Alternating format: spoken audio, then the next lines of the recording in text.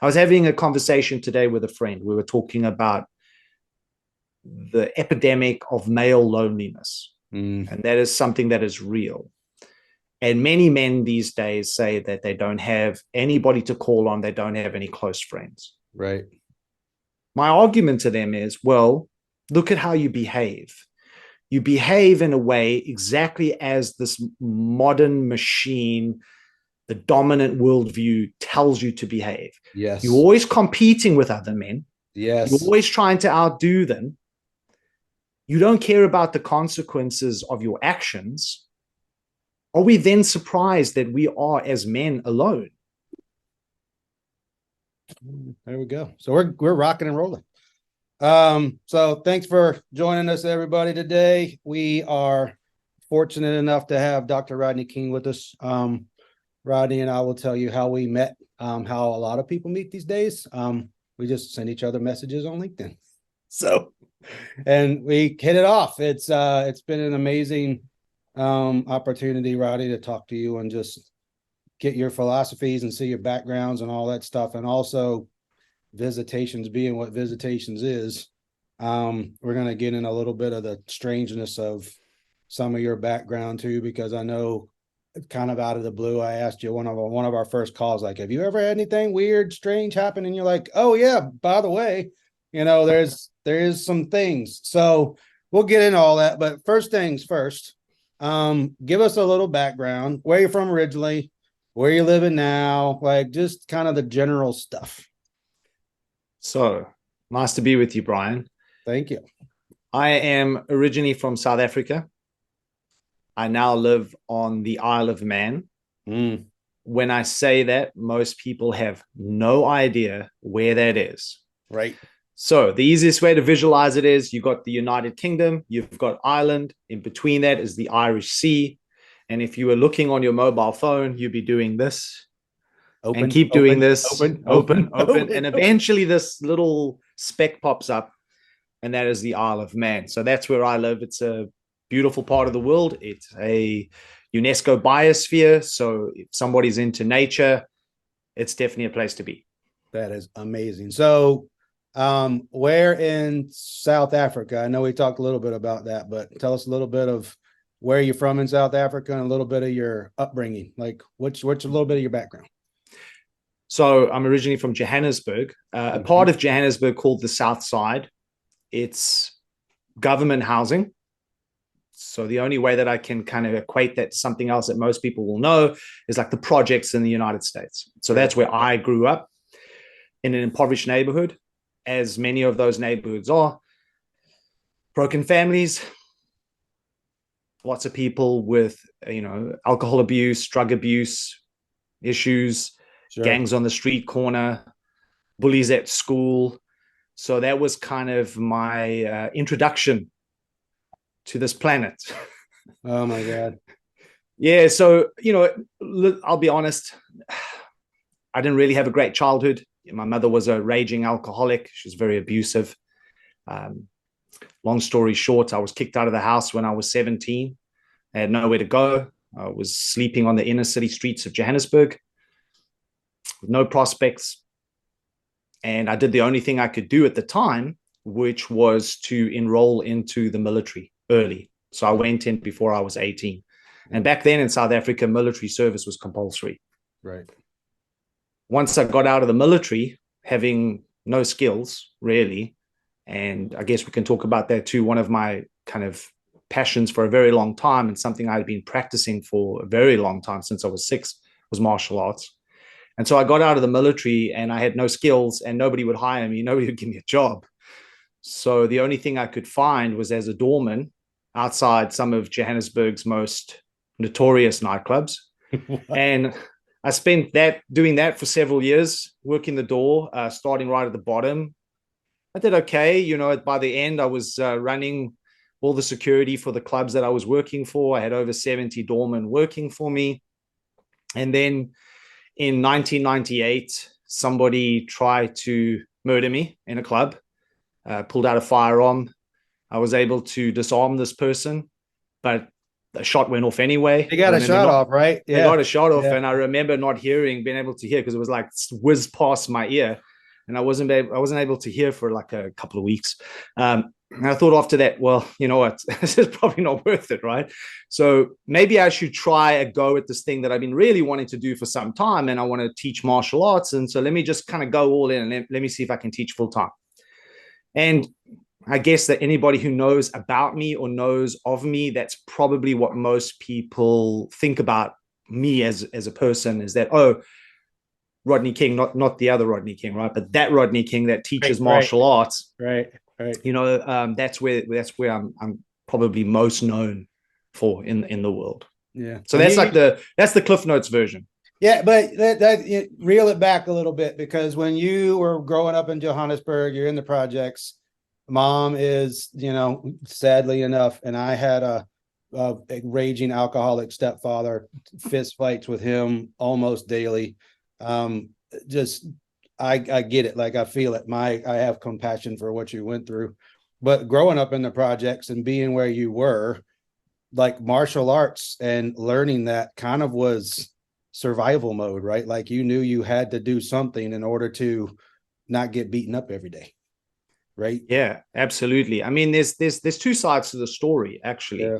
So as a very young child, I mean, I'm talking before the age of 6, we used to go to my uncle's house on the weekend, and he was an avid fan of martial art movies. And this gives my age away. This is how way back when I'm talking about, where you used to actually go and get the movies, hire the movies on the reel, right? Find a white wall in your house and then play the movie in this really terrible little speaker that used to come. Dude, you are old.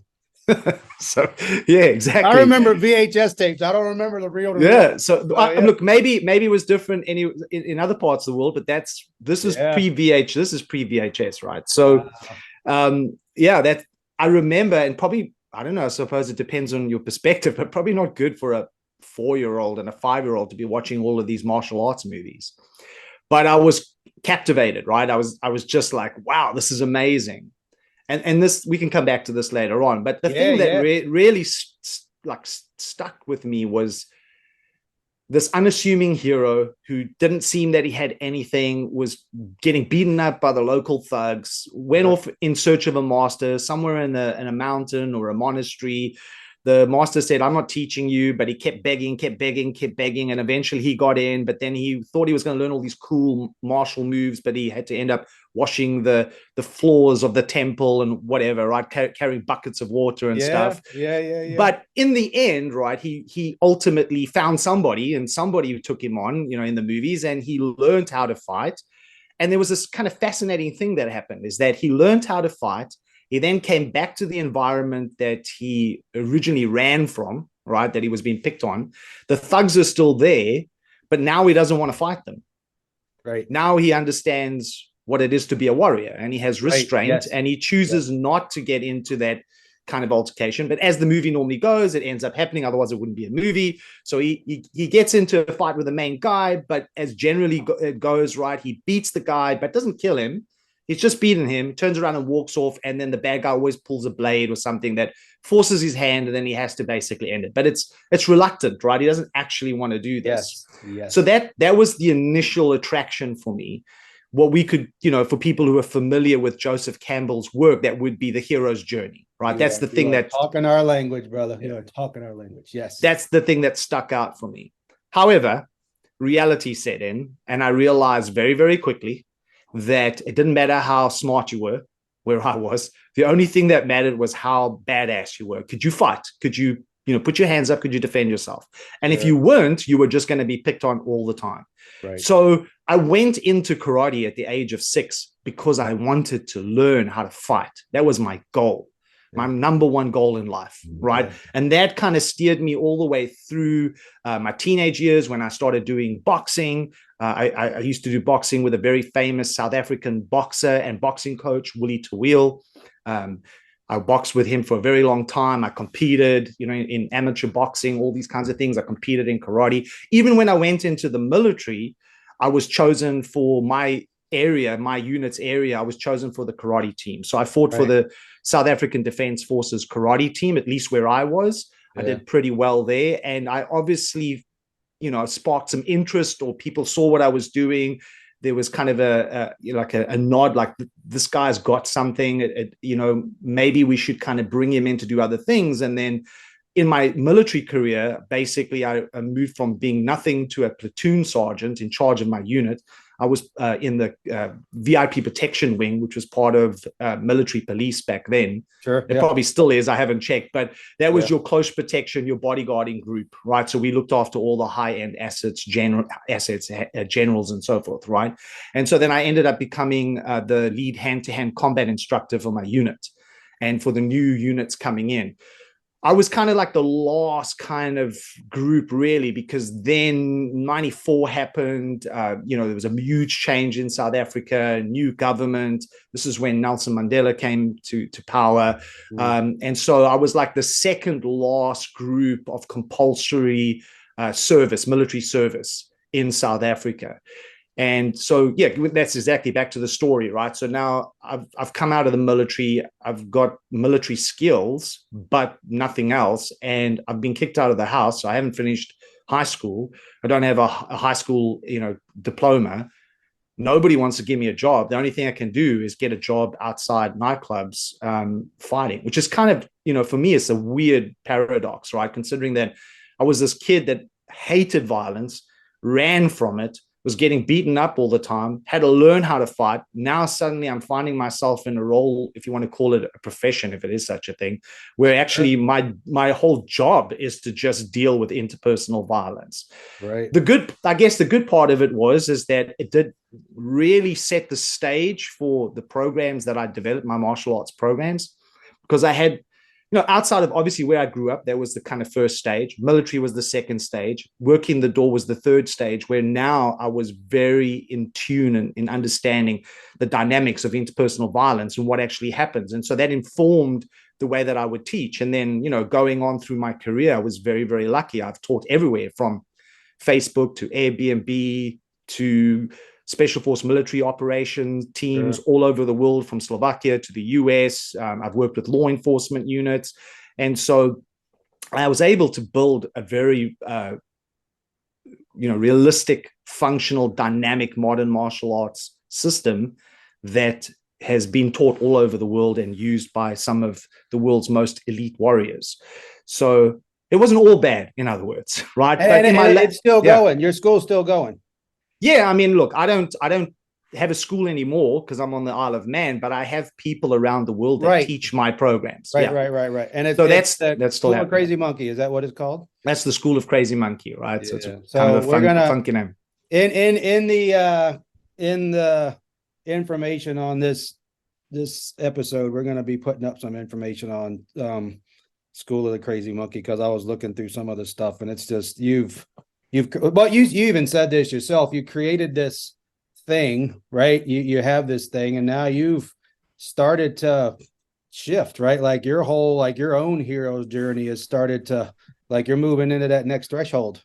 And we'll get in a second, right? But I think as we, again, you kind of hit the rewind, go back in the Wayback Machine one more time. So you're watching these reel-to-reels, these kung fu movies, these, martial arts and stuff.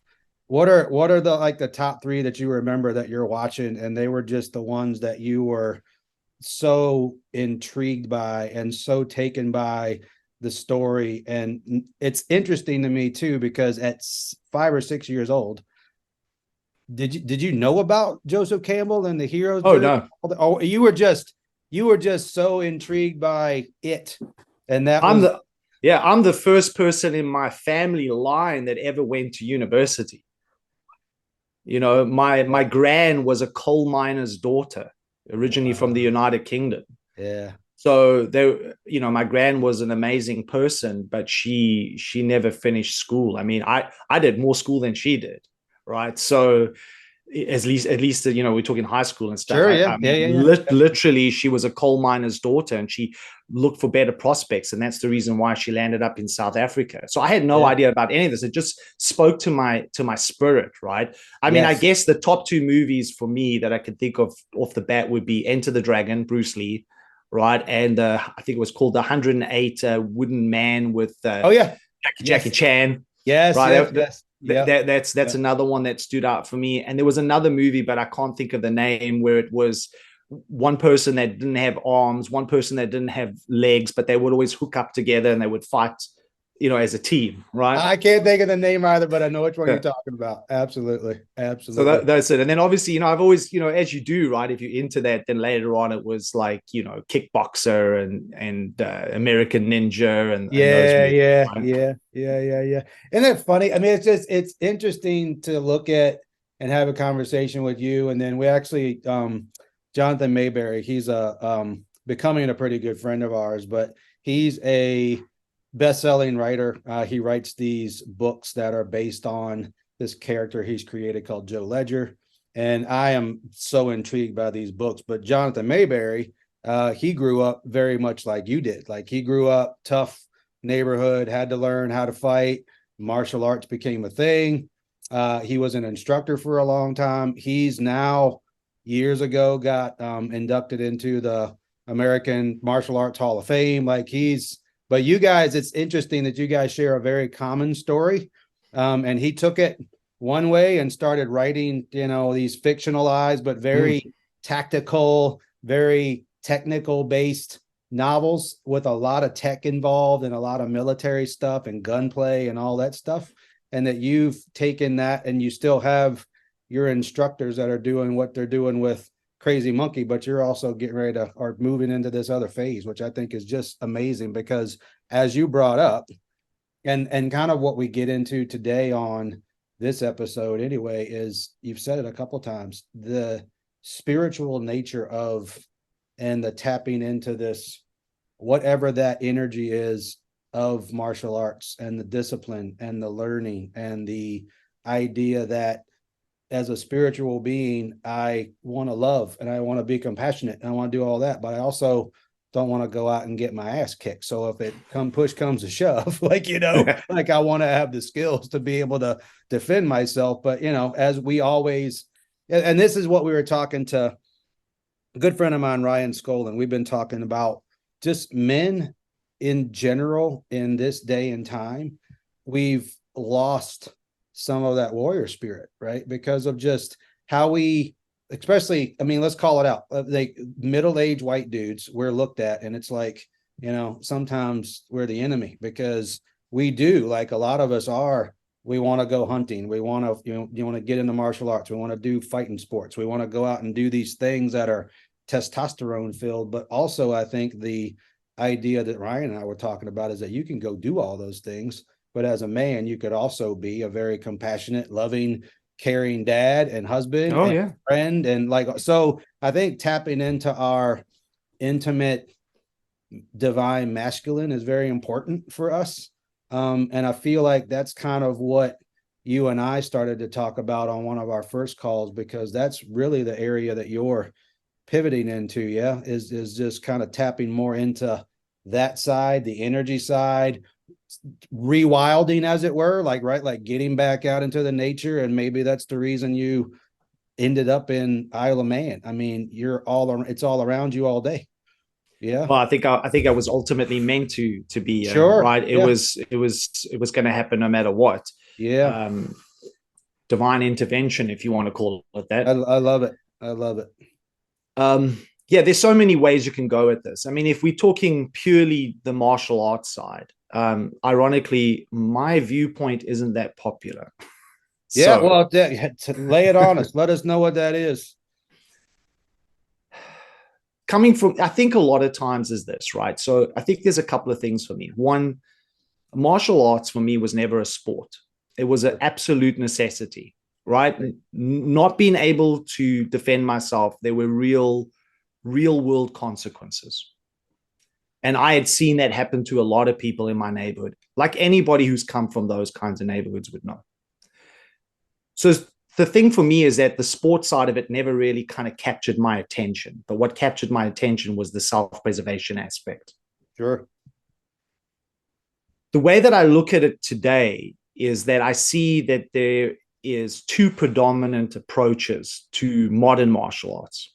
We have on the one side the combat athletic approach, which is the way that I define it, which is sport oriented, right? So using your martial skills for sport.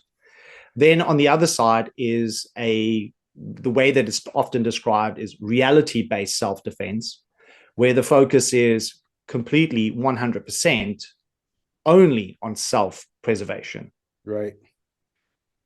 From my perspective, and coming back to what we talked about when I said about Joseph Campbell and that kind of initial sense of what I drew from those movies, I feel like that part where the martial and the art are balanced is no longer something that is accessible for most men, and it's not talked about, and it's not evident.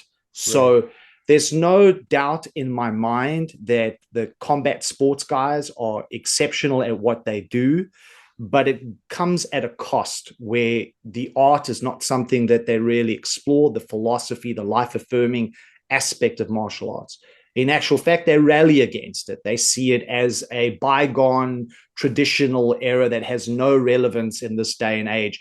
Just show me the performance, basically. Show me how to fight better. That's what I want to know. And for many people, obviously, if they go that route, I want to make money.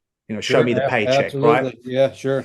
Then on the other side, you've got the reality-based self-defense guys who are not going down the sport path, but are focused exclusively on self-preservation. They're actually in the same boat because they don't want to know about anything else other than the best way to dispense with the opponent in front of them. Sure. They don't want to talk about martial arts as being something much more than just about fighting. So I sit like in the middle of this, right? Because I feel that if you want the transformative effect of martial arts, the only way to get it is by actually playing the game for real. Now, when I say for real, I don't mean beating the crap out of each other, but just having that resistance where you have to contend in reality with what's happening internally, your fears, your insecurities, and so forth, right? So you have that real visceral feeling of what that is, that embodied nature of it. And then using that as a stepping stone, a platform, you start exploring the art, which is now about how do I beat that? How do I beat that inner opponent? How do I overcome it? So the paradox really is this, in my mind, is that if you genuinely explore martial arts in the way that I'm describing, you should come out the other side more calm, more focused, more centered, and more resilient. In other words, less violent, but most importantly, less violent to yourself. And when you are able to overcome your own internal violence, and I'm saying that as quite a broad umbrella term, right? I mean, me just having a negative talk to myself and basically running myself down, I would consider violence to myself, right? 100%. If I can overcome that, if I can readjust how I approach the world, if, in other words, I'm not showing up in the world that way, I'm showing up in the world, as I noted, calm, resilient, focused, present. That is the true potential of martial arts. However, you cannot do it unless you have the real experience, the real martial experience. And I think in that way, which brings in a third component to this, is where I feel a lot of times, not always, but a lot of times, traditional martial arts faltered. That in the traditional martial arts, often the things that I'm talking about now, the balance, is something they often talked about. Actually, it was central to their teaching. But much of what they taught didn't actually work. And this became quite evident in the first UFCs, where many people came from different styles and were eliminated very, very quickly. That's why, of course, there are people in MMA today that have different strengths, but there is a style of MMA now, right?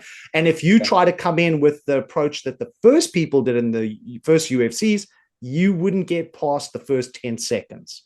So I understand the kind of the backlash from both the MMA or the combat sports guys and the reality-based guys against traditional martial arts, because they see it as, you guys talked about all this healthy philosophy and how martial arts can improve your life, but ultimately everything you taught didn't actually work. Right.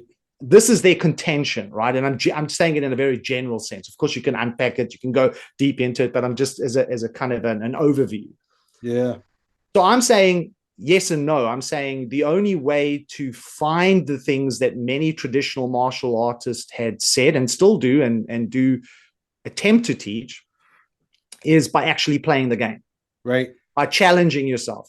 And again, I'm making this point. I'm not saying going in, tearing into each other, smashing each other up. I'm saying you can have an experience like sparring, for example, with somebody where everything that's been holding you back in life is going to show up in that very moment. Your anxiety, your fear, your apprehension, your indecisiveness, your whatever it may be, right? Your perfectionism, and so on and so on and so on.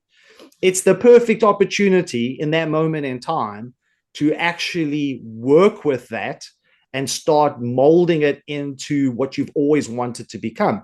And I think part of the reason why that experience, and there are obviously other ones that could do the same, but the reason why the martial arts is so powerful in this sense is because it is what I call a first mover experience, meaning that if I go back to the beginning of time, however we arrived here, whatever your position is, God put us here, evolution put us here. Right. It doesn't really matter. The point is, from the first moment that we entered the savannah, and we, if you take that route, came out of the trees, you're now standing upright, and you're walking on the grassland upright.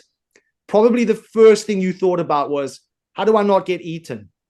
Right. Right. And so martial arts was already a thing then. It didn't have a style, it didn't have a system per se, but you were like starting to think strategies, tactics on how to keep alive. Yes. And that then I feel gets encoded within the DNA of humanity that is passed on from generation to generation to generation. 100%. Which is the reason why, which is fascinating to me, which is the reason why that where are the most martial arts schools in the world? Like, especially if you think reality-based self-defense, combat sports, where are they? They're actually in the most affluent parts of the world, in the parts of the world that actually don't really need to know how to fight. I mean, some of the best kickboxers that have ever come out of the sport came out of Holland. Yeah. Right. This is a very safe place to live. Yes. Why are you so fascinated and focused on learning how to fight when actually you don't need to know how to fight? Right. You don't, you're pretty safe, right? It's a safe part of the world. Well, I think the reason is because it speaks to a deep archetypal presence. And I don't think it's exclusive to guys. I think it's men and women. 100. Right? Yes. And I'm glad you brought that up because that is absolutely true. I know a bunch of females who have become good friends, EOD operators connected to Navy SEAL teams, ladies that are running their own MMA training gyms, CrossFitters that are just the baddest ass humans to walk the planet and but it's all steeped in warrior culture. I mean, we at my Metasphere company, we teach, one of the tiers of our teaching is warrior culture, and not so much the culture of, to your point, not so much getting in a ring or, getting into a sword fight as a samurai or the fighting and the martial of it, but the practice of the craft, right? Like if you're learning a martial art, if you're learning a sword, if you're learning a weapon, there's hours, there's repetitions, there's all of that stuff. And for me, and I know you and I touched base on this a little bit on the first call too, but when I was doing JKD and let's just call it what it is, martial arts can be an expensive sport if you start. And I was doing it with Don Asanto and outside of LA and got the best teaching that I could possibly ever get because, of course, he was Bruce Lee's partner for many years and all that stuff. And I learned a lot of things, but I think the biggest takeaway for me when I was able to immerse myself into that culture and into that practice was, for me, it was almost a spiritual awakening when I started it. Like I know that there are practices, and this is about, learning these different disciplines of martial arts and fighting and those types of things. But I tell you, I would walk into the gym, Rodney, and you walk in and it's just the camaraderie hits you, and you're shaking hands with this person who shook hands with Bruce Lee, and my brain started going, oh my God, like the lineage of where this has come from to where I'm standing on the mat with this person right now. And we're getting ready to go through drills and warm up, and we're going to be doing all this stuff. I get the chills thinking about it, because I'm like, one of my spirit guides, and I told you this, but it's Yoda, Bruce Lee, and a great white shark. Like, those are three of my top ones. And for whatever reason, it came in meditation. It came under this very spiritual, breathing, being still kind of guys, but it is one of the most powerful experiences I have ever had. And it's translated into everything that I do, like starting Metasphere, the human performance business that I have. It was predicated on some of those experiences, right? And even getting into doing visitations, when Don and I were talking about what the show wanted to be like, it came from this original image that he caught on a trail cam. And again, to your point, you start at this one spot, and then the hero's journey kind of opens up in front of you, and you either choose to walk through these thresholds and open these doors and kind of peek in, look around, see the mentor. No thanks, I'm gonna go over here. You shake hands with that one and you keep moving down the road. But as we started to really talk about what we wanted to do with the show, yes, it was high strange. Yes, it was paranormal. Yes, it's like, is that thing an alien or a fifth dimensional reptilian that came into the camera? Like, who knows? Like, we're still trying to sort that out. But for us, Dawn and I talk about this all the time. The synchronicities have gone up exponentially as we have done something that is true to our heart, right? Like, we feel like this is something that we need to put into the world. You and I meet, right? The first day we're talking, and we're doing the dude thing. We're kind of poking at each other and seeing what's this and who's that. But you start to see these commonalities that we had.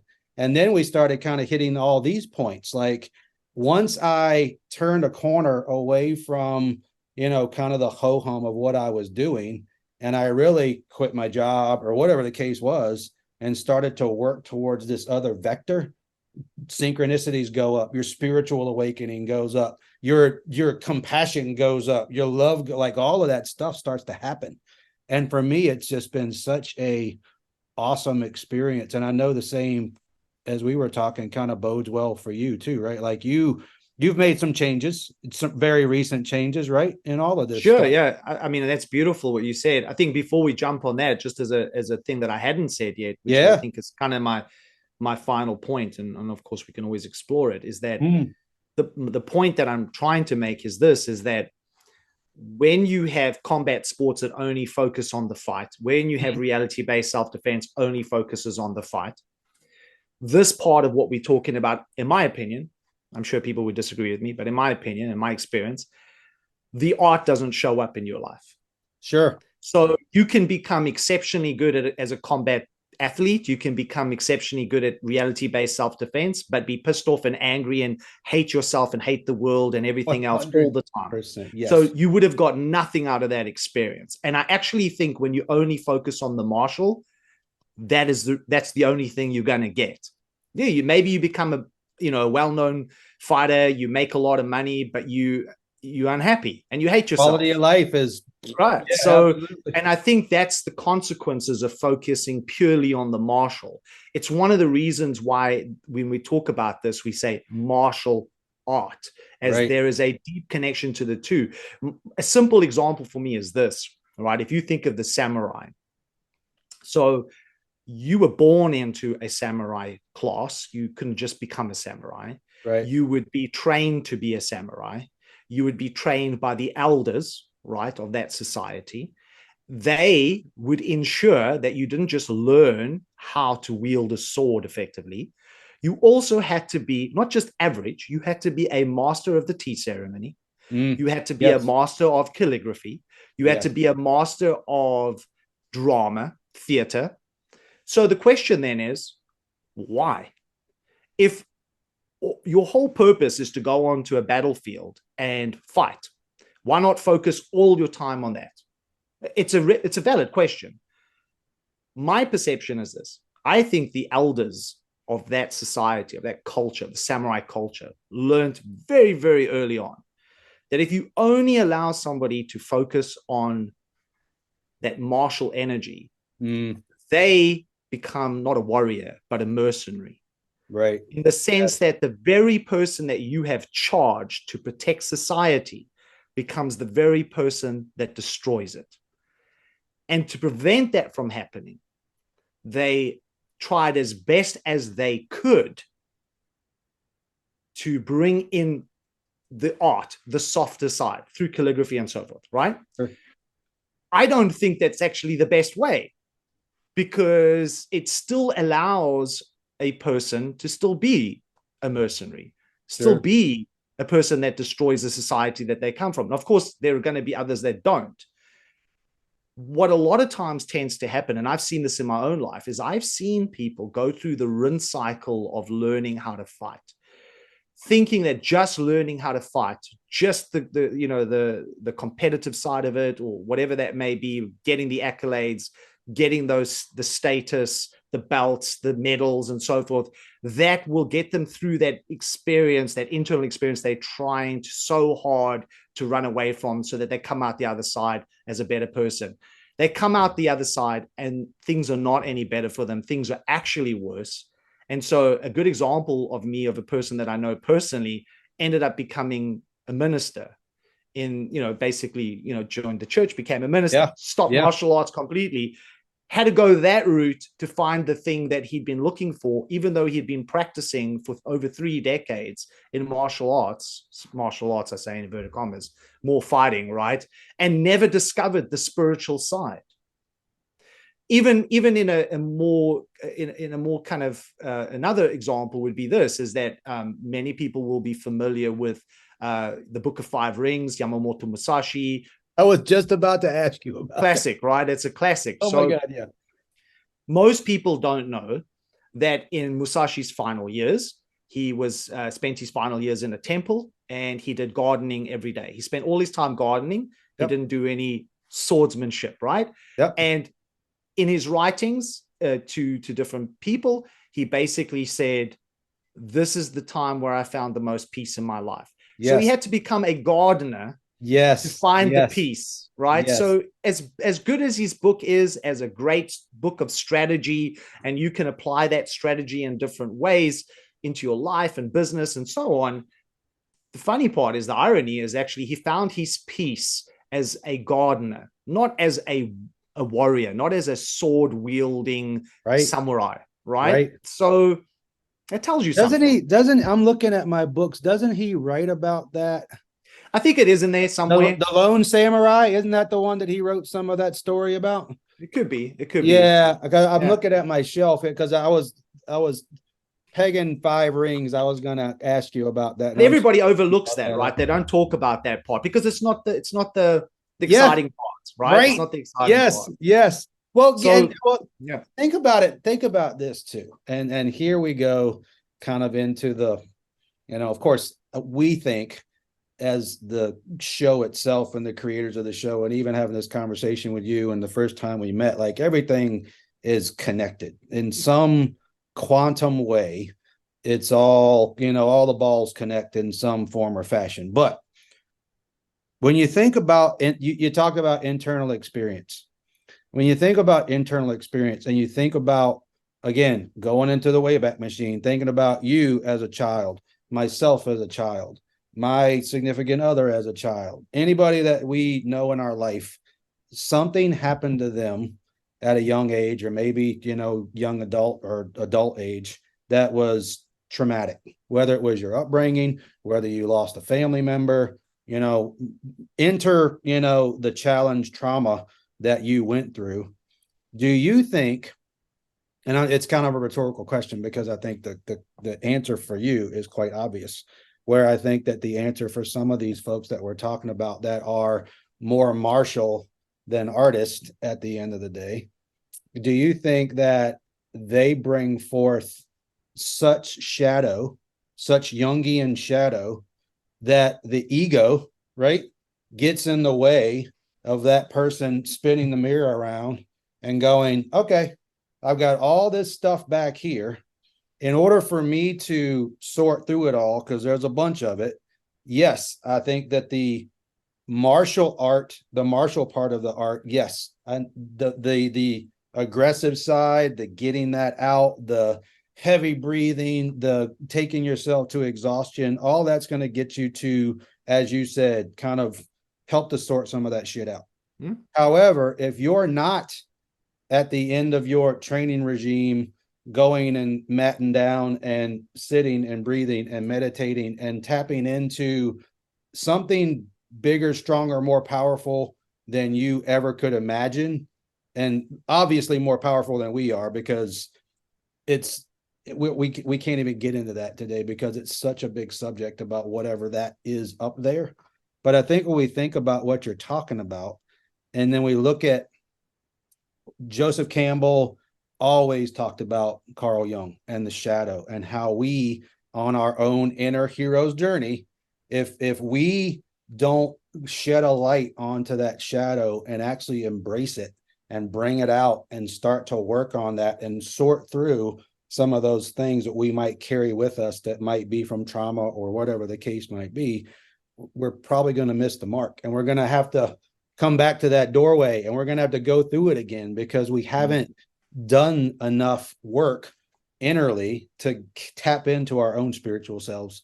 And I think for me, it's so powerful to even, I think the challenge, and you and I touched a little bit on this too, challenges of life. There's the big term now is let's be resilient. How do you be resilient through all of these things that might happen? How are you resilient as a child? What were your epigenetics? What was your upbringing? So all these terms start coming into it. But then for us, at my business, and even as we talk about stuff on visitations, there's got to be a point within either you're a martial artist, or you're a optimized performance coach, or you are a teacher, or you're just trying to be a good human. There's a point in all of that where the challenges and the resiliency, you got to start shifting that into thriving, right? Like, how do you thrive through a lot of this stuff? And I think that leads us into where you are now too, because of course, I'm stalking you on LinkedIn as always, but all of your articles that are going up now are very pointed to some of the stuff that I've gone through, because I spent 20 some years as a special makeup effects artist in LA. But prior, like in my younger life, I was racing BMX, I was playing football, I was wrestling, fell on my head probably way too many times, concussions, and the micro concussions, and even being concussed multiple times, it begot a chemically induced TBI that I have. Still dealing with it. So it became kind of a shadow thing for me too, because I'm like, where did it come from? How did it happen? And started working with some professionals on where it came from and why it happened. But basically, all the concussions that I had, they live scarring in your brain.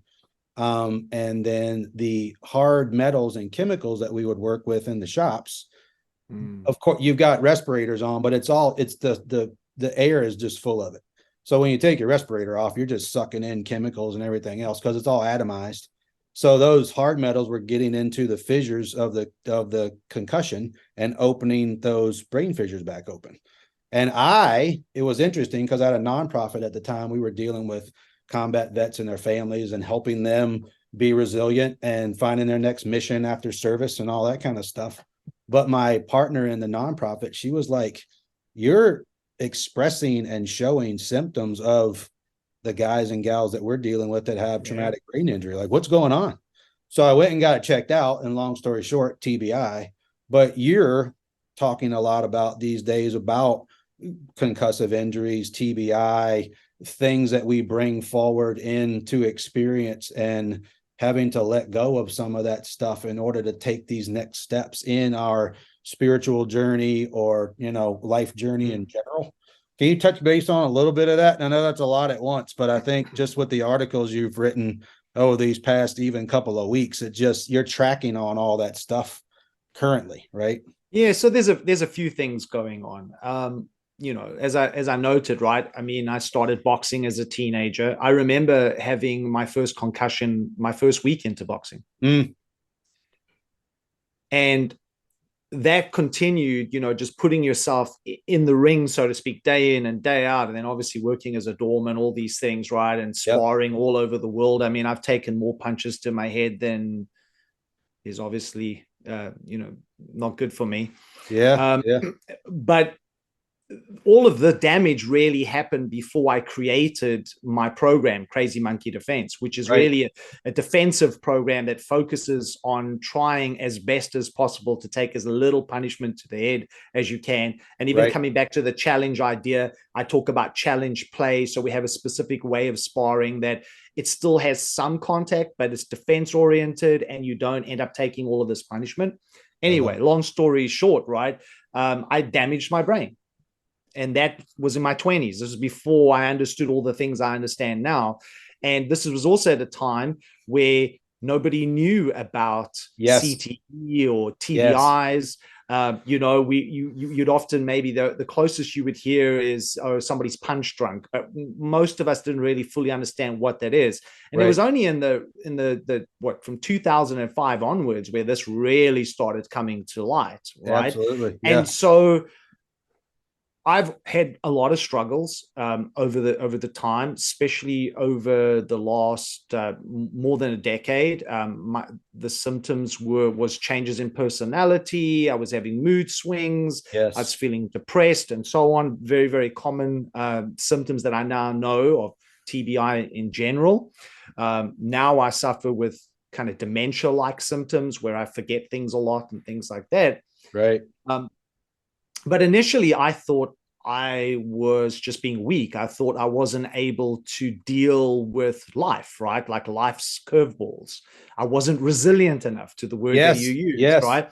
And I Yes. put it down to just the stress of running a global organization, being on planes all the time, teaching all over the world, and still having to meet my commitments as a father of two boys. And I just thought I was basically wussing out. Yeah. And I gave myself a real hard time about that, Yeah. right? Yeah. And it Yeah. was only, and it wasn't even that long ago. It was only a little while ago. What was it? 2000, where are we now? We're 2023. I want to say 2018, somewhere around there, where I was just struggling so much with pain in my neck and it wasn't going away. And it was just getting worse. And it was giving me, more headaches than usual. Right. And then I went and I got that checked out and I was diagnosed with cervical degen in my neck.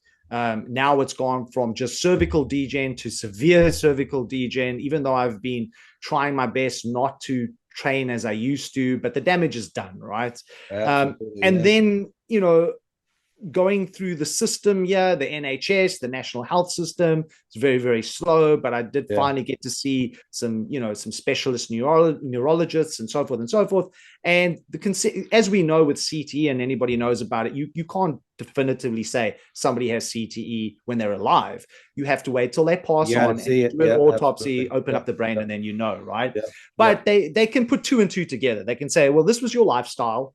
These are your symptoms. Based on that, and obviously with scans, there have been noticeable changes in my brain. We can kind of make the educated guess that you've got CTE like symptoms, and that's really what I've been diagnosed with, along with my neck being totally wrecked, right? Yeah. And so there isn't a day that I don't wake up where I don't have a headache. Some days I find it really hard to talk. Some days I find it really hard to kind of find the words. I know what the words are, but I'm like, I keep searching I'm all the the same way. time. I am the same way. It's all Yeah. of these things, right? And on Yeah. those days, Yeah. that's when I cancel things. I say I'm not doing Yeah. interviews. I'm not doing anything because I know it's going to be horrible for Yeah. the show and for me, right? Yeah. And so, today's not too much of a bad day with my next. I feel like it's always in spasm. I always feel like I got a headache. It's always sitting there. It never goes Yeah. away. Yeah. And so what I've been kind of pushing lately and writing about is warning people and Yes. saying, even if you're doing this just purely as a recreational thing, don't think that you couldn't end up with these kinds of symptoms. In actual fact, a lot of times recreational people end up going way harder than the professionals. So they're 100%. more Yes. likely to get hurt. And then the other thing that I've been writing about is saying, okay, well, you can say, oh, I'm not going to go do the striking art. So I won't go do like boxing or kickboxing or Muay Thai or even MMA. Let me shift over to jiu-jitsu. This is what a I'm gonna lot of go people are grapple. doing. Yeah, They for go sure. grapple, right? Yeah, And yeah. I'm going, well, you know what? That's also not true, because you many people that have grappled for a long time will know that they've banged their head in takedowns, and there's concussions on that, and concussions the Elbows major coming in. Yeah. elbows coming in, and 100%. Yeah. concussions are the main problem here, right? This is the Yeah. thing that's the kind of the starting point for this whole kind of degeneration in your brain Yes. happening. Yes. So and people cranking on your neck and so on and so on. Like Yeah. you said, rogue elbows, rogue knees. I mean, I've done jiu-jitsu for a very long time. I'm a 4th degree black belt in Brazilian jiu-jitsu. I've been on the mat for 30 years. Right. I know, right? And so you're not going to escape it. You're just not, unless you change the way that you train. And that's Right. really what I've been promoting more and more and more. I've been going that route anyway. My program advocates that. That's that idea of challenge play, or in jiu-jitsu, we talk about flow is the way. None of this hyper aggressive kinds of stuff. You can still get the workout. You can still get all the things that you need out of it internally. You can still get the growth and so on. You don't have to be smashing each other. And I guess in this sense, the one thing that I have been pushing forward, and unfortunately it's caused some rifts in some relationships, but I have to say it, is that I have a real problem with coaches that are allowing young people, especially teenagers, to go and compete in boxing matches and things like that, where they are going to, if they like, no matter how you want to set that up, they are going to take trauma to their head. Yes. And especially in those kinds of practices like boxing, where you're trying to evade things, and no matter how good you think you are, you're going to get smashed in the head. And often we see in boxing, it's kind of this attitude of, I'll take punishment to give punishment. There's consequences to that. And I think slowly the combat sports side of things are catching up with the reality. Probably NFL did it first, but I definitely see there's more and more stuff coming out, especially now, if we want to call it the first older generation of MMA fighters, right? The first guys back in the first UFCs in the 90s who no longer compete, who are basically not looking really good, completely broken. Physically, mentally, emotionally, spiritually, because as you know, living with this, it can be very, very difficult, right? Some days I don't want to get out of bed. Some days I just want to stay on the couch. It affects your motivation. And if it wasn't for all my internal practices that I've always pulled to the forefront, man, I don't know where I would have been, because there's been some seriously, seriously dark times. Well, let me ask you this, and I think this is, as we kind of dig into this a bit, I think these are the important things, right? Like background, knowing who you are, knowing what you do, talking about, and we'll get to this in a second, but you've had your own share of some things with the paranormal or high strange. We'll talk about that in a little bit, but I think for those who are listening, this is extremely important, because I think at the end of the day, when we think about what we're talking about as a target, martial arts themselves, boxing, bringing on concussion, TBI, CTE, starting kids at a young age doing this in these competition, and especially in the combat sports. But even when you think about American football, when you think about even soccer, when you think about anything where you're going to continually take blows to the head,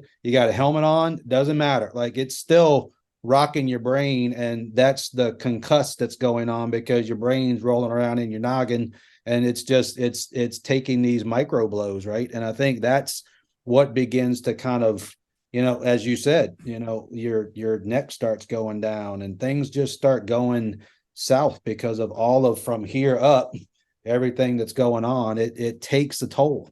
But I think for where we are now currently in this conversation, shifting this into there was a knowing for you, right? And it feels like that's a pointed way to say it, but you knew at some point that you needed to start to shift not only your own practices, but start raising this flag, because obviously it was downloaded from a spot, but whether it was through your own personal experience or seeing experiences of friends and people around you that were having these concussive type injuries or whatever, you knew that the advocacy had to go to, I am a look, I've taught this my entire life basically. I learned from the time I was 6 years old to do this. However, now the art, if the martial is important, the art is utmost importance, but now we can teach both of those things in a way where you, as you coach it, you're taking care of someone and not getting into that space, or the intention is that you lessen those things happening to the body, right? As you teach and instruct these.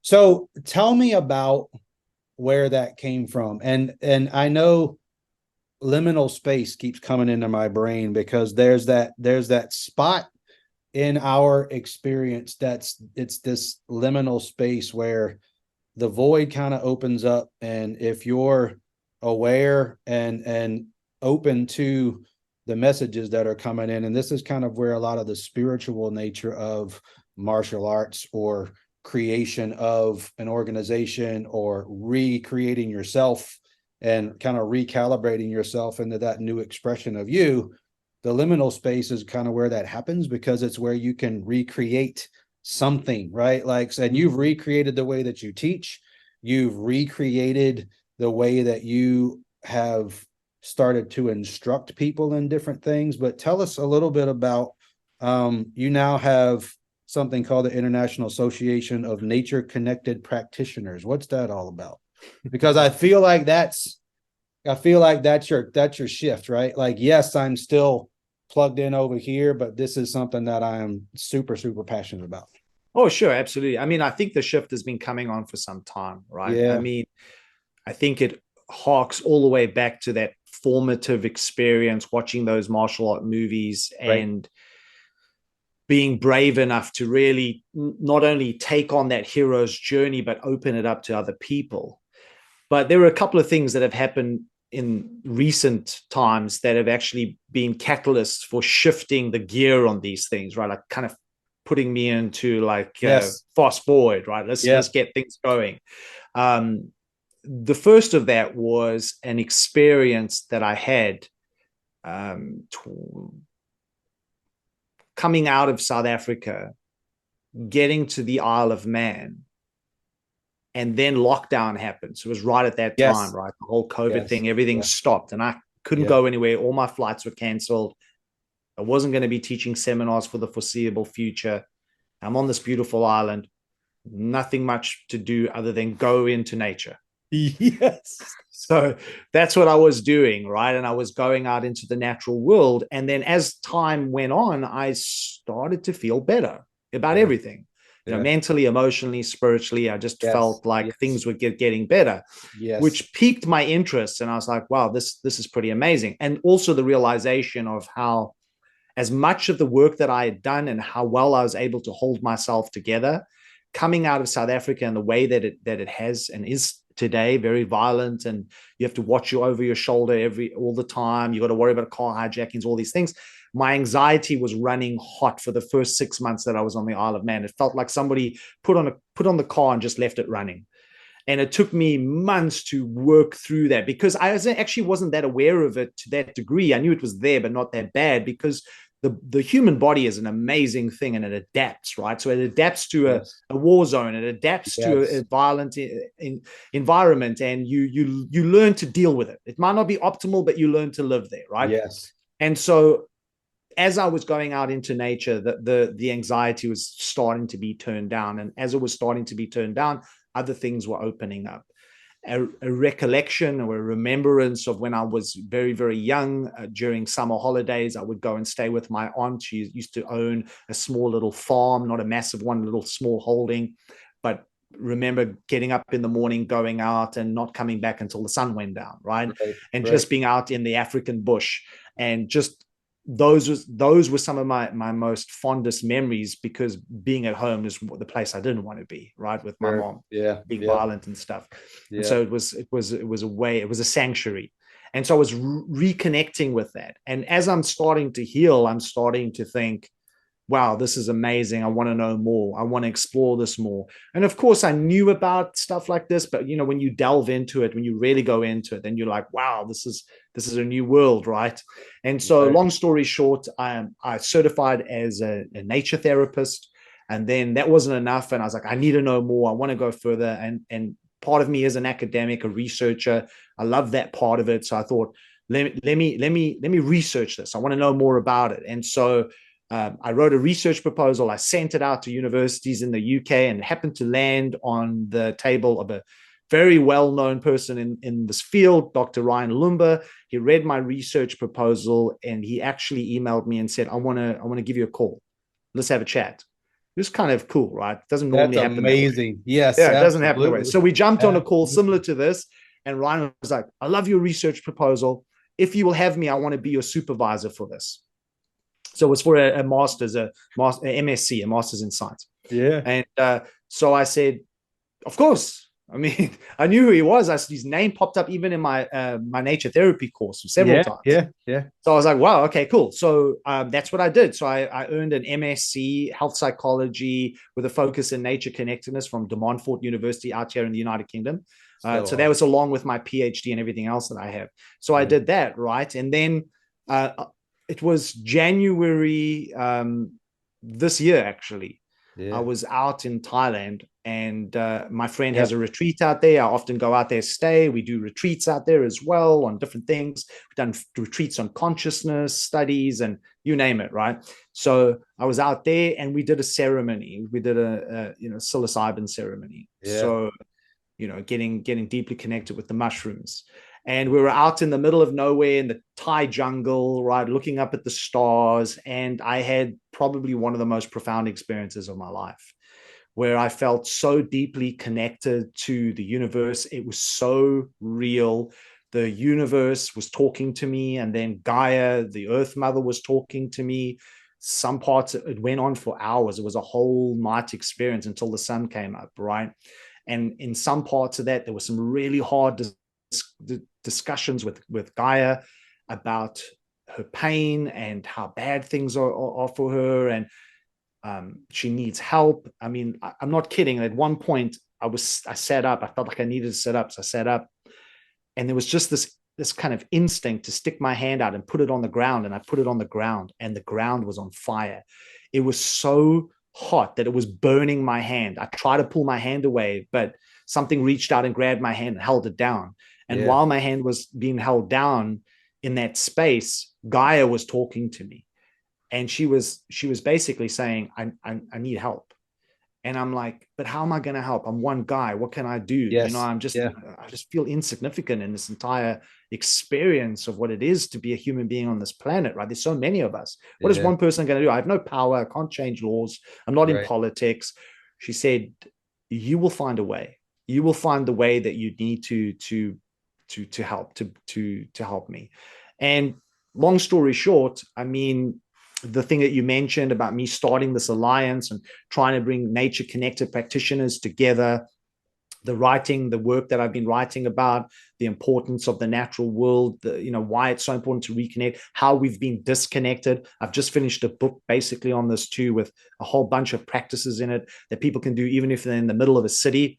It's called Wild and Free in the City. So there's, practices you can do no matter where you are, so that you can, I know sometimes people don't like that idea of this analogy of reconnecting to nature. How can you reconnect to something that you've never been apart from, right? And that's true. We are nature, but we have felt this disconnection psychologically, emotionally, and spiritually. That's what I mean by this disconnection. Absolutely. And we're trying to find ways to get back to it.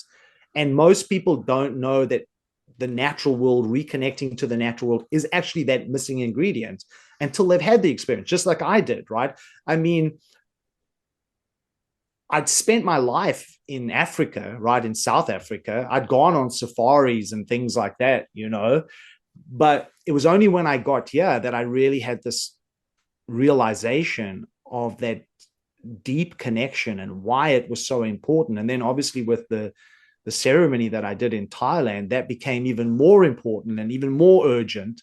And that's the reason why I've been writing about all these different things and, what's wrong with society, why So we're do struggling, and you so on. think that so let's three things are coming to my brain. So you told me and shared when you were younger on our first call that you saw some things, and we're seeing so much at one point that you were like, okay, I got to turn this off because it's too much for me right now to be able to take on what's going on with mom and that whole thing and what's going on with where we are. And like, it was just like, what were you experiencing, as a young one with kind of the visions? And then do you think, I get the chills thinking about this, Rodney, because it's so deeply connected, the young person that you were, and then when you look at your experience with the plant medicine and with Gaia and that whole thing, there feels like there's this very special connection point. What were you experiencing as a young person? Like, what were you seeing? It's the same thing. Yeah. It's the same thing. Yeah. I just needed to have that mushroom ceremony for, not that it had ever gone away completely, but just to reawaken that. Yes. Because it scared me so much as a kid, the things that were happening and the supernatural things happening around me. And I didn't have anybody to talk to. And I thought I was going crazy, to be honest. And I knew if I mentioned it to anybody, nobody would understand, and they would look at me as if I'm weird and there's something wrong with me. Yes. I mean, I had so many different experiences. I mean, the one experience I would say was somewhat of a religious experience in the sense that I was going to bed one night. I wasn't asleep. I know I was fully awake. I just got under the covers. I closed my eyes, lights went off, and there was this presence in the room. And I felt the presence, but I didn't want to open my eyes. Right, I was too scared to open my eyes. I must have been like six years old. I'm like, I'm not opening my eyes. And a voice in the room said, Rodney, called my name, freaked me out even more. Open your eyes.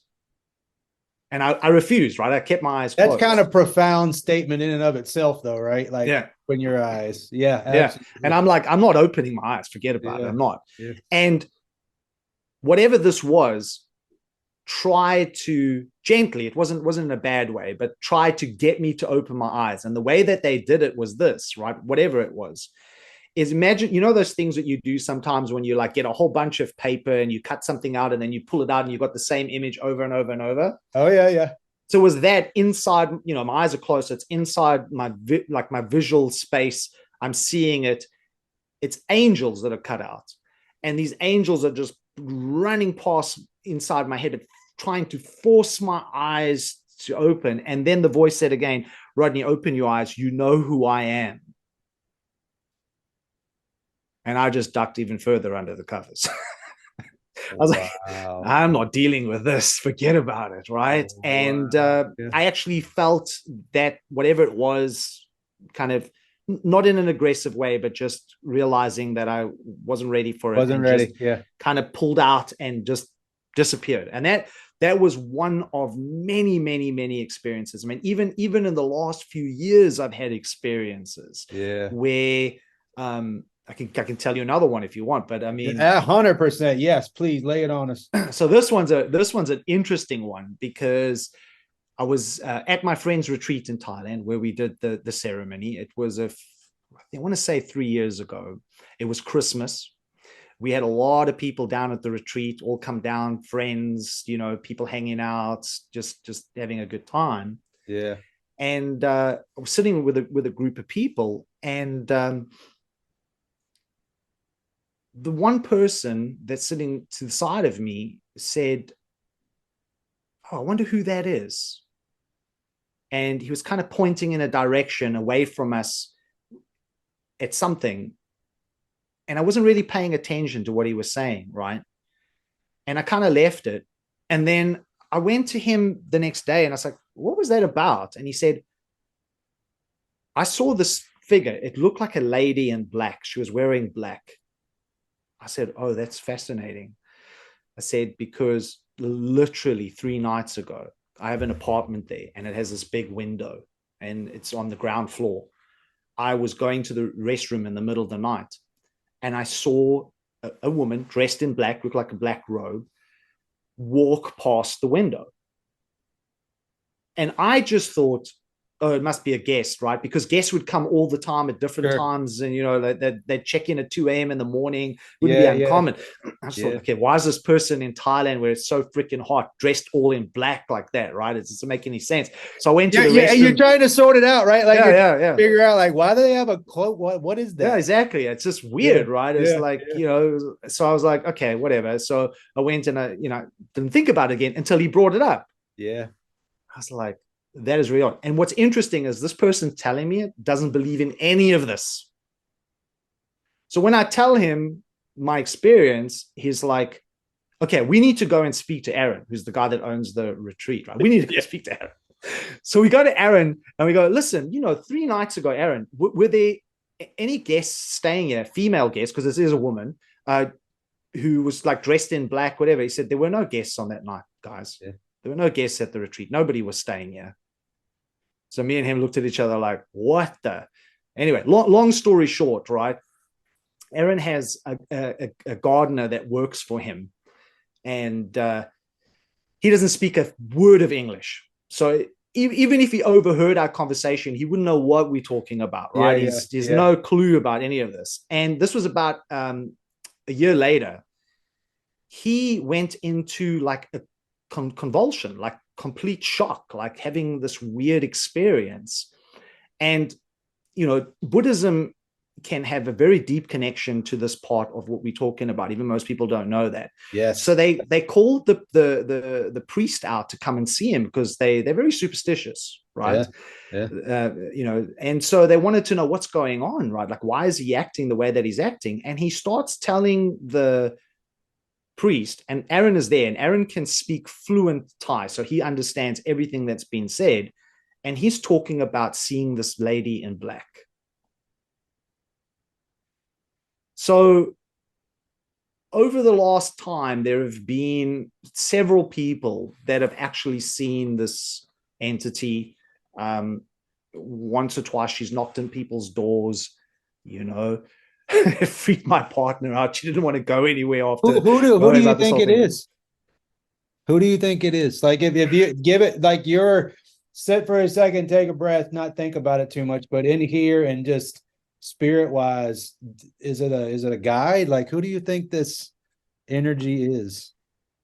I want to say my aunt. That's who I want to say it is. Yeah. Because she passed away so dramatic from cancer. Literally, she was young, she was gone. And we had such a deep connection. And she was the one person that kind of got me, and we were more alike than different. Yeah. The priest in this whole thing also said something to the effect of, because a lot of people had seen her, and she'd always stand facing my apartment. Sure. That's where most people would see her. They would see her standing there looking at my apartment. And the priest said, this entity doesn't want to do you any harm. She just wants to pass on a message. And she doesn't feel she can because you are too, strong, as in you blocking the energy and you're not allowing her to come in and have this conversation or what she feels she needs to bring across to you. So to your point, as a young person, you started to kind of shut this off because of how powerful it was. And then when I did my trip with the mushrooms, she pitched up that night as well. So she was there as well. So what was the message from her that night? Or was there one? Or do you know she was just there and you were more aware? I just felt that she was aware. I think there was so much else going on that night in that experience with Gaia talking to me. And I mean, the universe was talking to me, was having a conversation. I mean, stuff that it took me quite a while to sit with and unpack. The Yeah. saying the universe was saying this kind of strange thing to me, something to the effect of, yes, the universe is intelligent, but it seeks sentience, and the way that it seeks sentience is through us, through living Individuals. Sure. creatures Sure. like Sure. ourselves. It's how it Sure. expresses its sentience, right? Sure. Sure. And I mean, stars were moving around in the sky and going to different coordinates. I mean, it was one of the best experiences of my life. So before we kind of start wrapping this thing up, oh my God, I gotta sit and just take a little bit of a pause myself, because as I collect my thoughts, your experiences from youngling all the way to now, like there's so much there. But I think you're currently, like, the experience with Gaia is ringing a lot too, because the last bit of questions that we've been asking some folks is very in line with what you're talking about with your experience, and engaging with plant medicine, utilizing the medicine of the earth, pulling away from the pharmaceutical land and all, like just being back into the nature, ingesting some of this stuff, having this communication with the universe. I think it's beautiful and special and profound what I'm hearing, and obviously what you experience. But as we look at what's going on now currently in the world, a few things come up, because Gaia, of course, the Earth Mother, and just trying to explain to you she needs help, and you'll figure out how to do that. But when you look at the fires, the floods, the way that we're treating each other as human beings, earthquakes, all the stuff, right? We've had religious leaders on the show. We've had retired military folks that have been on the show that are very faith-based. They believe in God, they believe in the Bible, they believe in the devil, and they also believe that we are now, through whatever means, in the middle of biblical times. Like, it's coming true. Like, we as a society have been so overtaken by the evil or the shadow or the devil that we have kind of predicated this onto ourselves. Like, it's going to happen. But my question to you is, what do you think is going on out there? Like, is it just we as humans are beginning to become the virus that they talk about in the Matrix, and we're just taking over so many things on the planet and using up all of the natural resources, that it's us that's doing this? Is it more supernatural and the planet's trying to shake us off because of what we're doing? Like, where do you think we are? And what do you think, as I asked that question, kind of that linkage is with your experience with Gaia, under the medicine, your hands on the ground, it's hot, it's on fire, you're trying to like pull away from it, but something is like, no, you're staying here because you're going to be one of the ones that are going to help us shift this paradigm, right? How do you think all that's connected, and what do you think's really kind of happening? It's a big question. I know, right? I think the thing is, for me, is that we can look back in history and we can see times in history, especially indigenous people, yes, who were closely connected to the land, revered it, honored it, saw Gaia for what she is, the mother, the nurturer, the giver of life. And that then would inform the way that they saw the world, and in turn how they would treat the world. right. I say this often because sometimes people get sticky about these things when you start talking about indigenous ways of knowing and being. And as a European, I shouldn't be saying anything. My perspective is that what people forget is that if we go back in each one of our family lines, at some point, all of us were indigenous. 1,000%. Yes. And so for my kind of heritage. And I know, and I can track my heritage back to Scotland. And, this was during the time of the Druids, and we were deeply connected in the same way as peoples in America and Australia and so on would have been connected.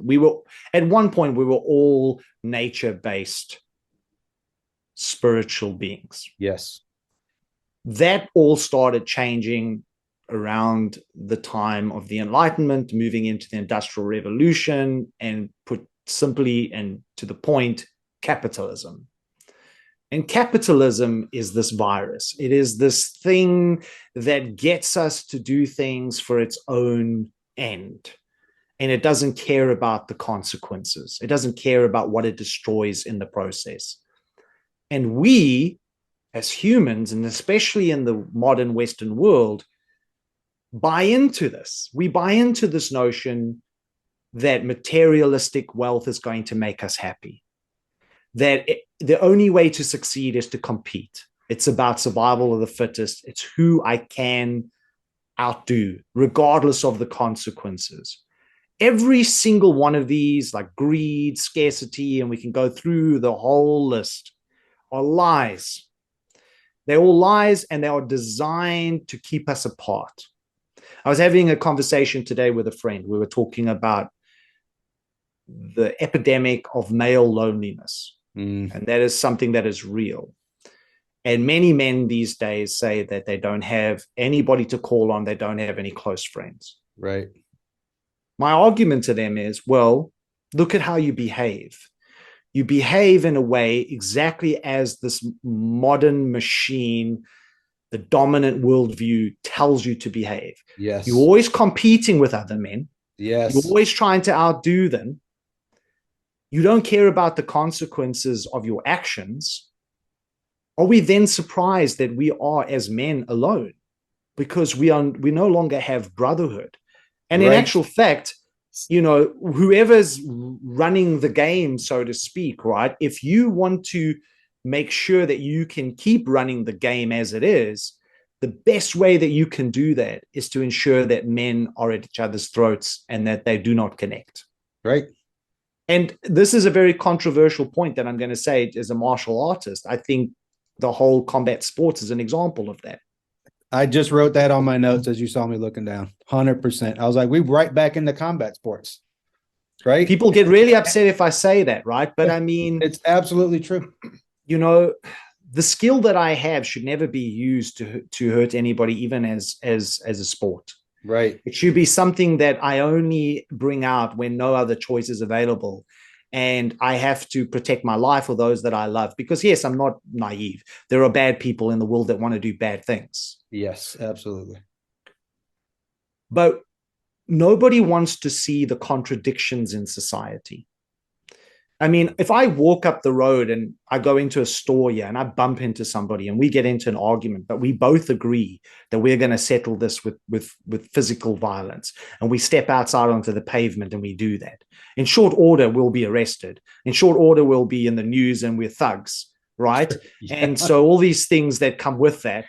Yes. But if I decided that we would do it in a ring, then that's okay. Yeah. But it's the same energy. Yes. The context might be different, but it's the same energy. Yes. And that, coming back to something we talked about earlier, my point of growth really was this, is that when I was in the midst of play sparring with somebody, right? I'm not intentionally trying to hurt them. We're just playing a game. It's like a game of tag. I'm trying to touch you. You're trying to touch me. It's kind of fun, right? It's like what we do as a kid. Anything that I was trying to avoid in my life, the things that I felt were negative, are going to rise up in that moment. Fear, anger, and so on, right? But in that moment that I'm feeling the anger and I'm able to, like an alchemic process, like be an alchemist, right? Yes. Transmute that from anger into peace, frustration into calm.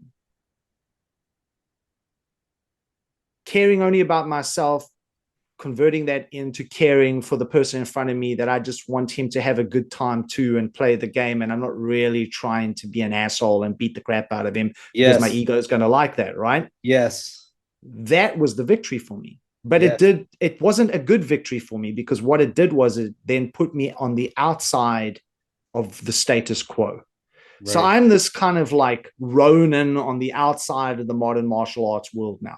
Not to say that I didn't do the things that everybody else did. I went through the rinse cycle, but I'm not that person anymore. And it confuses the crap out of people, especially in the martial arts world. They Yeah. think I've lost my mind. They think I'm a hippie, a tree hugger. You know, they think I'm nuts, right? Because when I overcame the inner violence within myself, I had no desire to express that violence on anybody else. It made no sense to me. Right. And that's what I was trying to say to my friend today. I said, to me, that's the real meaning of this quote that gets thrown around in the circles of, the warrior circles, where they say, oh, it's better to be a warrior in a garden than a gardener in war. What most people don't understand about that is actually the most important point of that quote is the warrior in the garden, Garden. just Sure. like Musashi realized Yes. himself, right? Yes. And Yeah. so if I feel I'm a gardener, and if I feel suddenly that somebody wants to hurt me and there's no way to talk my way out of this, there's no way to talk it down, to find a resolution in another way, and I have no choice but to protect myself, I'll be the warrior.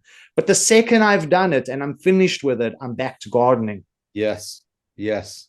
because the gardening is where I'm calm and I'm centered and I'm focused and I'm at peace. So as we kind of roll this around to where we are right now on the planet today, the way back then is for, and it's profound to even say this, because of Gaia, because of taking care of the Earth Mother, and that gives us life, right? Like every day we're pulling things and resources away from her. But the way back from all the stuff that's going on out there is to garden and cultivate and tap back into that energy, the giving energy, the loving energy, the anger to fun, and all those things that you mentioned when you were kind of you're doing the game, right? Like I think the shift has to be, and it's interesting. You and I talked about that human fusion equation that we were coming up with, and I still want to have a longer conversation with you about that too. But we have to begin, and I don't say have to often, because a lot of the way that I speak, like I try to pay pretty close attention to what comes out of my mouth most of the time. But when you think about the way that you say things, I don't use the word use. I rather utilize something instead of use something, if that makes any sense. But when we think about where we are now, the idea of shifting that paradigm from take to more of let's give back, let's cultivate, let's make sure that we're planting the seeds, and it all can sound platitudey, but when you kind of bring it up into the spiritual frequency and level, that's exactly what we're doing, right? Like we're going out and replanting and redoing some of the things that the indigenous people, we back in our lineage, right, did for many years. So is that the way back? Is it that we go into our spiritual warrior, our light warrior selves, knowing that if in fact something goes down, we are prepared for that, right? So the trauma piece doesn't come in because we prepared ourselves for whatever that battle is going to be.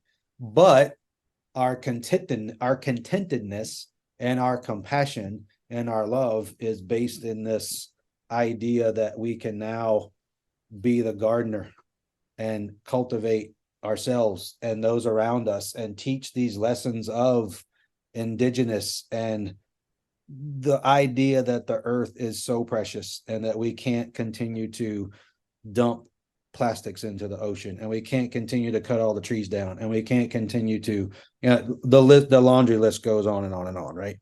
Is that the way back? And can we do it? Like, or are we at that kind of, are we at the precipice? Like, are we tipping over into a point where something catastrophic got to happen? Or do you think there's a way back from all this stuff? I think you got part of the puzzle. Again, it's a pretty big discussion. Yeah. If you're asking if I'm hopeful, I'm not. Right. Not based on how people conduct themselves. Right. I don't. It's like, does a fish know that it's in water?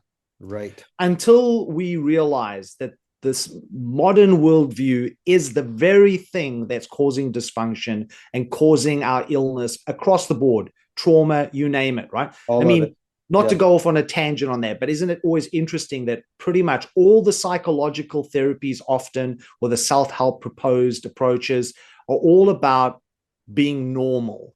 And what they mean by that is basically coming back into the very problem itself and being seen as a good citizen, right?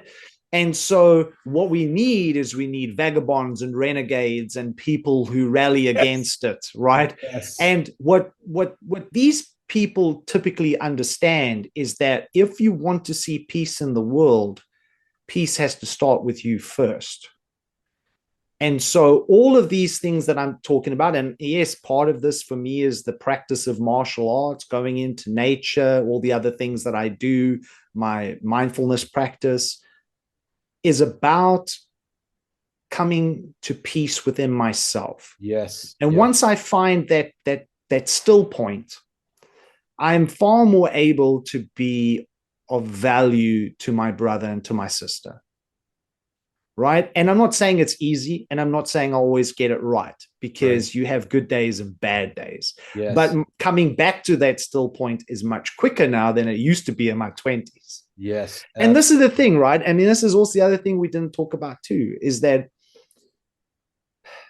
so many people like myself that went down the road that I went down also went down that road because we had no fathers in our lives.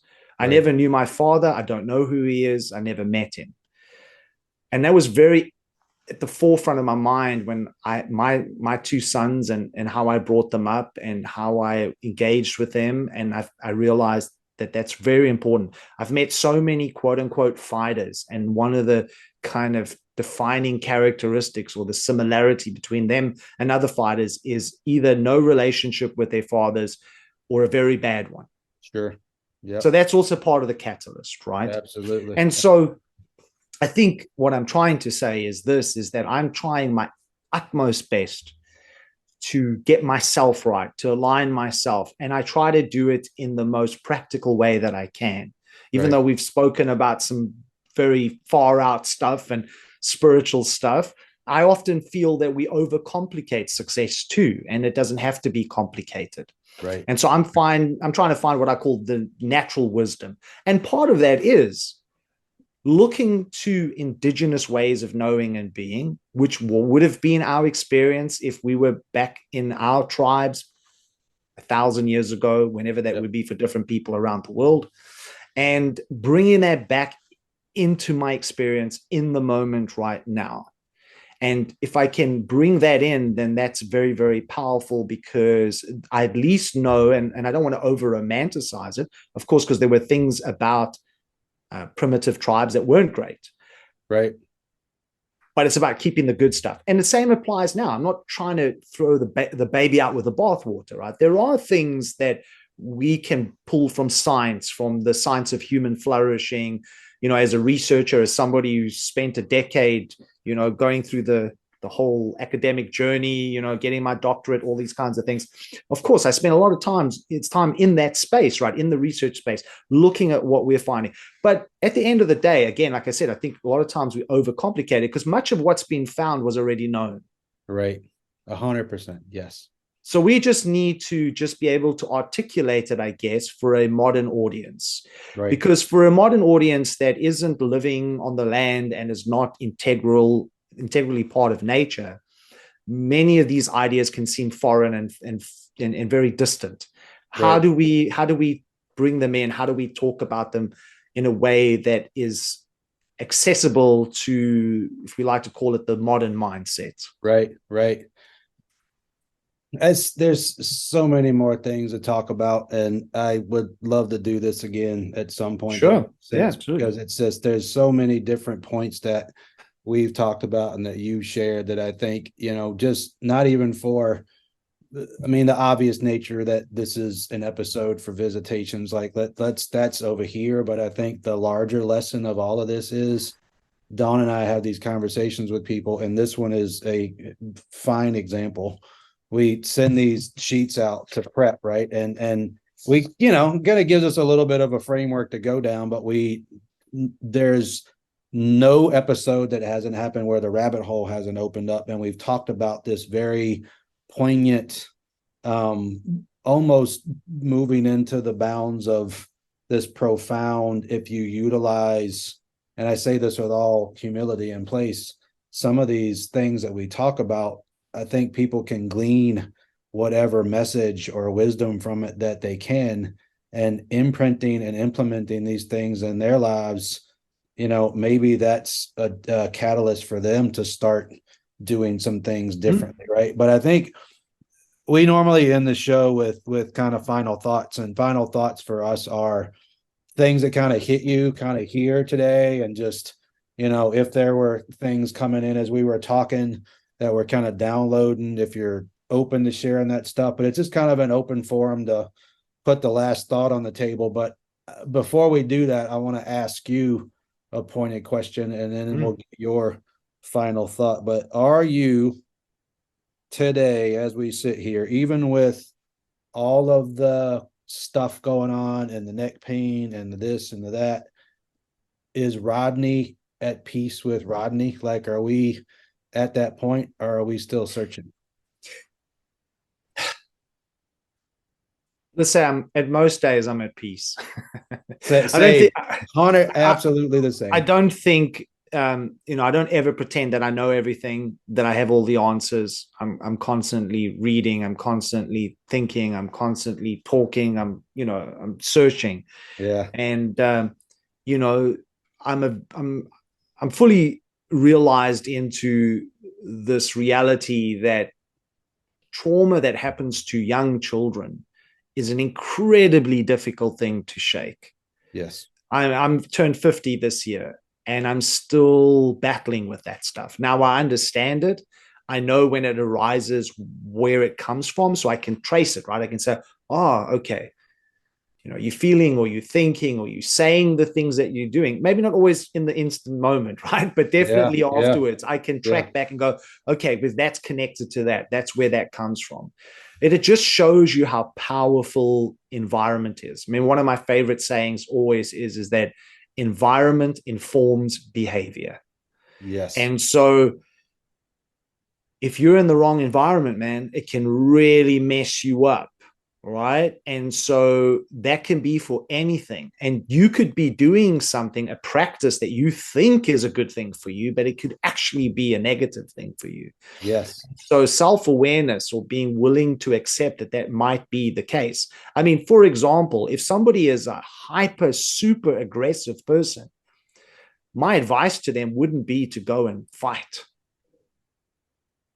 People think that's good. You will be able to fight and do really well, right? But you're not going to be doing that for the rest of your life. And you're not going to clean the spirit by doing that either. No. Right? And so when you come out of that, your demons are going to be worse than they've ever been. And you may not be able to recover from that. Yes. And so for somebody like you, gardening might be a better option. Yeah. Yes. The problem, of course, is that society, and especially the way that we look at the masculine, won't allow that.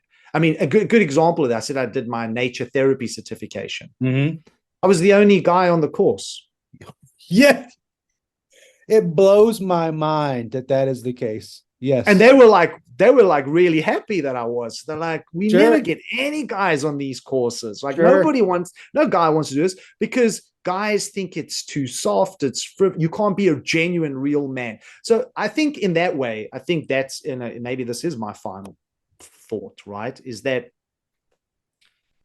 in some respects, I think a lot of guys can connect with me in the sense that I didn't come from an easy upbringing. I had a really hard life. I had a tough life. I've done all the things that would be defined, and I've done them really well, that would be defined as being an alpha male, right? Anybody who knows me, anybody that's been around me, anybody that's been on the mat with me will say, yeah, that guy's the real deal, right? Yeah. So I know I can do it. I can do the business. Yes. I'm pretty confident that I can.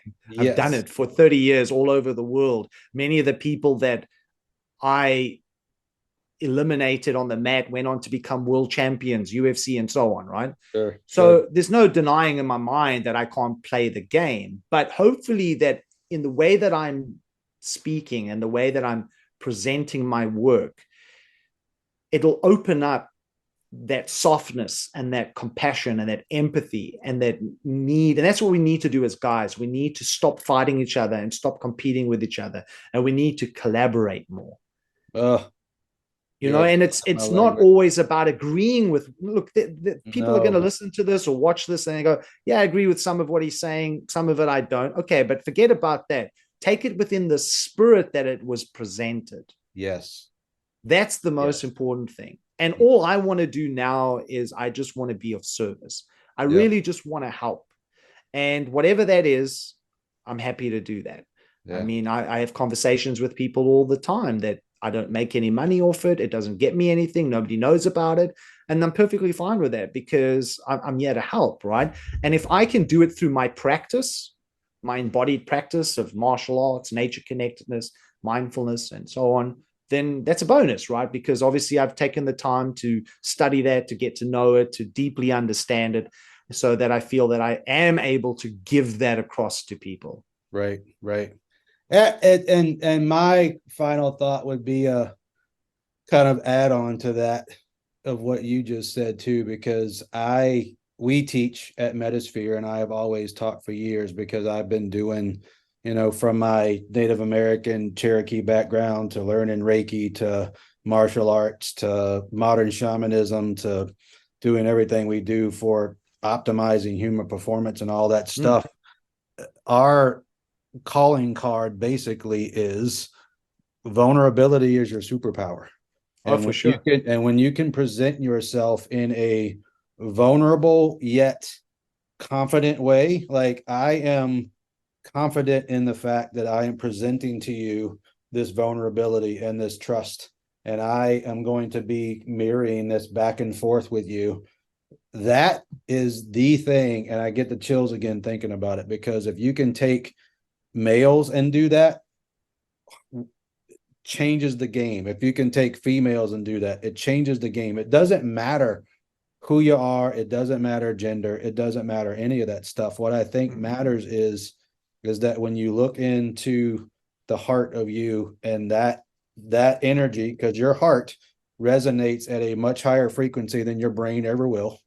And I mean, we feel it. Like I'm being vulnerable with you right now. Like I feel a very deep heart connection, warrior connection, divine masculine, and there's even some femininity in there too, because Gaia comes in and she wraps us up and she's like, look, you guys are cultivating this compassion piece right now and people are going to hear this. So we talked about this before, I download those messages, and I believe that part of my superpower has become the translation of that, like this, and then like it just comes out, because I think we need to do that more often. We need to be vulnerable. We need to listen. Like open your ears, like open your eyes, like in your experience as a young person, like open your eyes and let's see what's going on.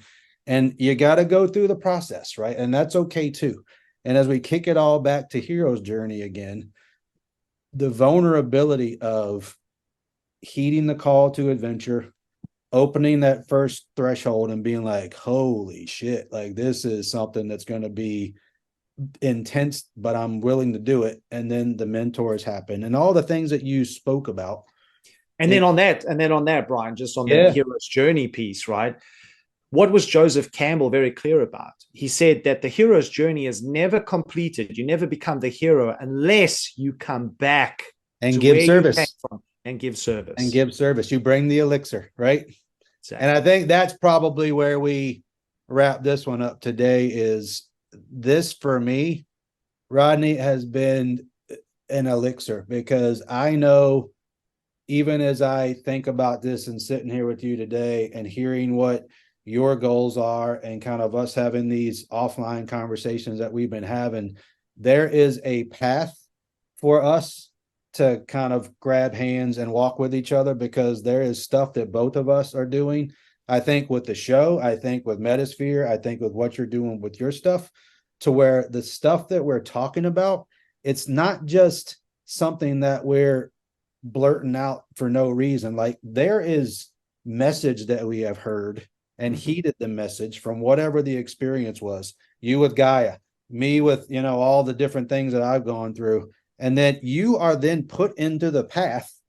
You're crossing heroes paths with somebody else. And when you get to here, it. Like, that this is something that is going to be a profound experience, not only for the two people that are having the experience together, but when you think about Fibonacci and you think about quantum, what this can become in service for other people,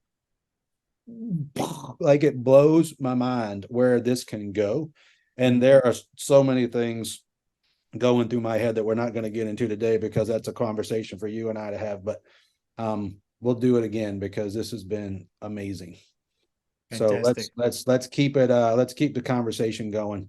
I think to end this, Don said to tell you he is very appreciative of the time that you gave us today. He can't wait to get on a call with you and have a conversation. Don is the salt of the earth, old country boy from Montana. He's been guiding his whole life. He's been a rancher his whole life. And Don's whole thing too, and I think I can speak for him, is I'm just a, red-blooded American man who's come into this experience. And to your point, he listened. Like, there was something that happened and he crossed the threshold, and here we go. Like, we're on the journey, and all of us, three of us collectively together, and then extending that out into, there's such rabbit holes to get into, but we're not going to do that today. Well, I'm excited. I'm excited to meet him. So that would be great. Absolutely. Well, let's do this very soon. I think we'll wrap this one up for today. So for Don Bromley, aka D Brom, and Brian Hillard, aka Yoda, this is Rodney King. Thank you so much for being on today. And welcome. We will check back in very, very soon. So thanks everybody for watching. We'll see you soon. I'm gonna stop recording real quick, and then I can keep talking just a second.